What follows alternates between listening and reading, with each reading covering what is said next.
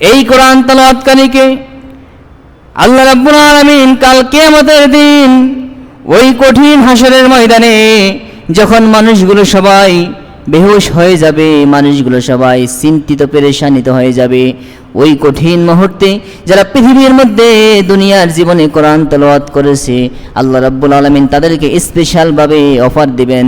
এরে কোরআন তেলাওয়াতকারীরা, তোমাদের জন্য অফার।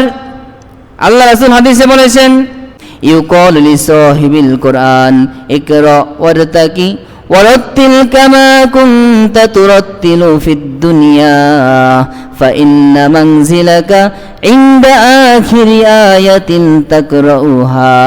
ওরে উম্মত, ও দুনিয়ার উম্মত, কিয়ামতের ময়দানে আল্লাহ রাব্বুল আলামিন তোমাদেরকে অফার করবে। যখন হাসরের ময়দানে প্রত্যেকটা মানুষ চিন্তিত পেরেশানিত হয়ে যাবে, তখন আল্লাহ বলবে, যারা দুনিয়ায় কোরআন তেলাওয়াত করেছো তোমাদেরকে আল্লাহ অর্ডার করবে, আদেশ দিবে, ইকরা তেলাওয়াত করো, ওয়ারতাকি এবং উঠতে থাকো, এক আয়াত তেলাওয়াত করো এবং জান্নাতের মধ্যে একটা স্তর উপরে ওঠো। ওয়ারাত্তিল কামা কুনতা তুরাত্তিলু ফিদ দুনিয়া, দুনিয়ায় যেমনি ভাবে সহি শুদ্ধ করে তার তিলের সাথে তেলাওয়াত করেছো, আজকেও সেভাবে তেলাওয়াত করো।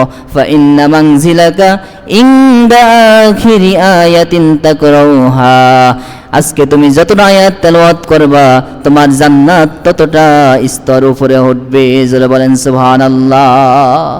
যেই বান্দা দুনিয়ায় যত বেশি তেলাওয়াত করবে, ওই দিন কিয়ামতের দিন সে তত বেশি কোরআন আয়াত তেলাওয়াত করতে পারবে। তখন সে যতটা আয়াত তেলাওয়াত করবে তার জান্নাতটা তত উঁচু হবে, তার জান্নাতটা তত বড় হবে। জোরে বলেন সুবহানাল্লাহ। এই আয়াত থেকে, এই হাদিস থেকে একটা ইশারা, ইঙ্গিত, শিক্ষা যে কোরআন তেলাওয়াত করবে সে জান্নাতে যাবে, কারণ আল্লাহ তাকে জান্নাতে যাওয়ার জন্য আদেশ করবে। জোরে বলেন সুবহানাল্লাহ।